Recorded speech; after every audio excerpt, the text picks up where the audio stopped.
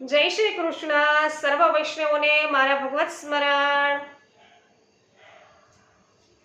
श्री गोवर्धन नाथ की जय, श्री वल्लभाधीश की जय, श्री गुसाई जी परम दयाल की जय। सर्व वैष्णवजनों पुष्टि सत्संग चैनल में हार्दिक स्वागत है। तो वैष्णवो आपणे रोजे रोज साथे मळी लाइव में रात्रिना 10:30 वागे लाइव थई अने यूट्यूब चैनल अपनी पुष्टि सत्संग पर लाइव भगवत वार्ता करीए छीए। बपोરના 2 वागे पण लाइव થઈ અને સત્સંગ કરીએ છીએ અને આ પ્રકારે વિડિયો દ્વારા પણ આપણે સત્સંગનો આનંદ માણીએ છીએ। તો વૈષ્ણવો અવશ્ય તમે બધા પણ પુષ્ટિ સત્સંગ ચેનલને સબસ્ક્રાઇબ કરી લો, જેથી તમને પણ પુષ્ટિ માર્ગીય સત્સંગો રોજે રોજ સાંભળવા મળશે અને તમને વૈષ્ણવો સત્સંગની અંદર આનંદ આવે, કોઈ સારી માહિતી પ્રાપ્ત થાય, સાચું જ્ઞાન કંઈક મળે तो अवश्य वीडियो ने लाइक कमेंट और शेर करवानुं भूलशो नहीं, जेथी तमारा संपर्क में होय बीजा बधा वैष्णवों ने पण आ सत्संग छे सांभळवा मळे।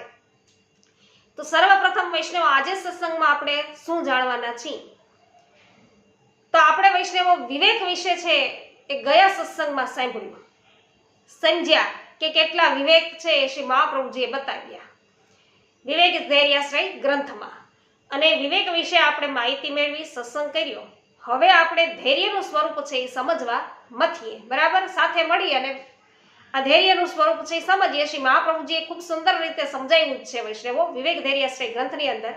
તો અવશ્ય 16 ગ્રંથનો વૈષ્ણવો બધાએ છે એ વાંચન આપણે રાખવું જોઈએ, પાઠ કરવા જોઈએ અને આજે આપણે ધૈર્ય વિશે સમજીએ। તો શ્રી મહાપ્રભુજીએ ધૈર્યની વ્યાખ્યા આપતા આજ્ઞા કરી કે ત્રણેય પ્રકારના દુઃખો સહન કરવા તેનું નામ ધૈર્ય છે। હવે આપણને એવું થાય કે ત્રણ પ્રકારના દુઃખો એટલે કોણ, એ શું હોય છે, હે ને? તો દુઃખોમાં મુખ્યત્વે કેટલાક દુઃખો છે ને એ શરીર સાથે હોય, તો કેટલાક દુઃખો મન અને આત્મા સાથે જોડાયેલા હોય છે। તેથી ત્રણ પ્રકારના દુઃખો કહ્યા। શરીર સાથે જોડાયેલા દુઃખોને સહન કરવા માટે છાસનું ઉદાહરણ છે એ આપ્યું છે। દહીં વલોવતા છાસ અને માખણ છે એ છૂટું પડે। માખણ આત્મા જેવું છે અને છાસ છે ને એ શરીર જેવું છે। તો વલોવનાર માખણને સાચવશે,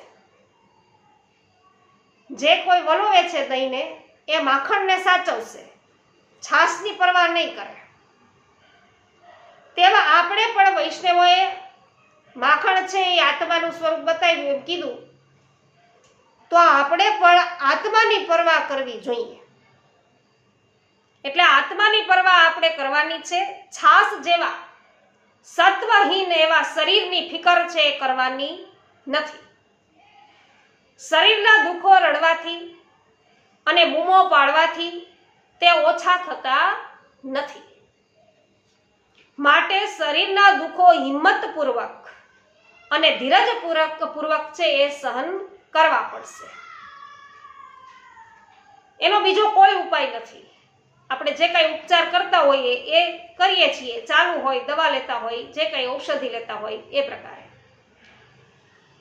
બીજા પ્રકારના દુઃખમાં શું કીધું કે મનના દુઃખ છે। મનથી ને છે એ માનેલા હોવાના કારણે આપણને દુઃખ છે ને એવા રાય જેવડું હોય તો એ પર્વત જેવું લાગે, એટલે એ આપણને દુઃખરૂપ લાગે છે। તો જે વ્યક્તિઓ અને જે વસ્તુમાં મનનું મમત્વ વધે છે, મમત્વ આપણું જેમાં વધ્યું હોય, જે વસ્તુમાં વધ્યું હોય કે વ્યક્તિમાં વધ્યું હોય, તે વ્યક્તિઓ અને વસ્તુઓના કારણે જ આપણું મન છે એ ઉદાસ બને છે, દુઃખી થાય છે આપણું મન। અને તે માટે જળ ભરતનું વૈષ્ણવ ઉદાહરણ છે આપવામાં આવ્યું છે। આપણે શ્રીમદ ભાગવતની કથામાં એ જોઈએ છીએ કે જળ ભરત છે કોણ છે, કોના અવતાર છે, મતલબ કે કોનો એ જન્મ છે ફરી પાછો આ જળ ભરત તરીકે થયો એ, અને હવે તેઓ કઈ રીતે રહે છે। તો જળ ભરત આગલા જન્મમાં ભરત રાજા હતા। હવે રાજપાટ છોડીને ગયા હતા ક્યાં? વનમાં। શું કરવા? તો કે ભક્તિ માટે। તો ભક્તિ માટે વનમાં ગયા હતા, ત્યાં એક દિવસ છે ગર્ભવતી હરણી છે એને સિંહથી જીવ બચાવવા માટે નદીમાં પડતી એને જોઈ અને દયાથી તેને બચાવવા જવા ગયા તેઓ, પણ વૈષ્ણવોએ બચાવી શકાણી તો નહીં હરણીને, પણ પાણીમાં પડતા તેના પેટમાંથી બચ્ચું છે એ બહાર આવ્યું અને નિરાધાર બચ્ચા ઉપર એમને દયા આવી તો ભરત મુનિએ તેને ઉછેર્યું. તેમના મનની મમતા છે ને હવે એ હરણીના બચ્ચા એટલે કે હરણામાં બંધાઈ ગઈ. અંતકાળે હરણની ચિંતા એને થઈ, વૈધી ચિંતા એની હરણની. તો મનના દુઃખના પરિણામે એનો બીજો જન્મ છે એ હરણ યોનિમાં થયો. પરંતુ મૂળે એ તો ભગવાનની તેમના ઉપર કૃપા હતી. કૃપા હોવાથી તેમને પૂર્વજન્મનું જ્ઞાન રહ્યું કે પોતે કોણ હતા, અત્યારે કઈ યોનિમાં આવ્યા એમ. એટલે પશ્ચાતાપ એમને રહ્યો અને ત્રીજો જન્મ ફરી એને મનુષ્યનો થયો ત્યારે એ જળભરત તરીકે. અને પછી એમણે નક્કી કર્યું કે કોઈ વસ્તુને કે કોઈ પણ માનવને છે મન આપવું નહીં. તેઓ જળની જેમ જીવવા લાગ્યા. આથી સૌ તેમને જળભરત કહેતા. રહુગણ નામના એક રાજા છે પાલખીમાં બેસીને જતા હતા અને એ પાલખી ઉચકનાર છે ને અશક્ત એક થયો. 4 જણા ઉચકતા હોય એમાં એક જે અશક્ત થયો એટલે બીજા માણસને શોધતા હતા એમાં આ જળભરત તેમને જડી ગયા. તો તેમની પાસે પાલખી ઉચકાવડાવી, પણ જળભરતનું મન છે ને એ પાલખીમાં તો નહોતું એટલે સરખી રીતે પાલખી ઉચકે નહીં. એટલે રાજાએ એને ઠપકો આપ્યો. એટલે ત્યારે તેમણે જરાય પણ મન ઉપર કાંઈ લીધું નહીં. તેમણે રહુગણ રાજાને સાચું જ્ઞાન આપ્યું. જળભરતે દેહ છૂટ્યો ત્યારે તેમનો વૈષ્ણવો પછી મોક્ષ થયો. તો આ ઉદાહરણ દ્વારા શ્રી મહાપ્રભુજી એવું આપણને બતાવે છે કે આપણે પણ જલકમલવત થઈ અને દુનિયામાં રહેવું. દુનિયાના વ્યવહારોની અસર છે એ મન ઉપર થવા દેવી નહીં. માન અને અપમાન સરખા જ ગણવા. આમ કરવાથી માનસિક દુઃખો છે એ સહન છે એ આપણે સરળતાથી કરી શકીશું. ત્રીજા પ્રકારનું દુઃખ છે એ કહ્યું કે આત્માનું દુઃખ.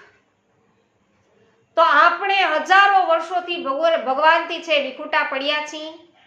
ભગવાનને આપણે બધાએ ભૂલી ગયા છીએ. તો ભગવાનને ફરી મેળવવા છે તે આત્માનું દુઃખ છે.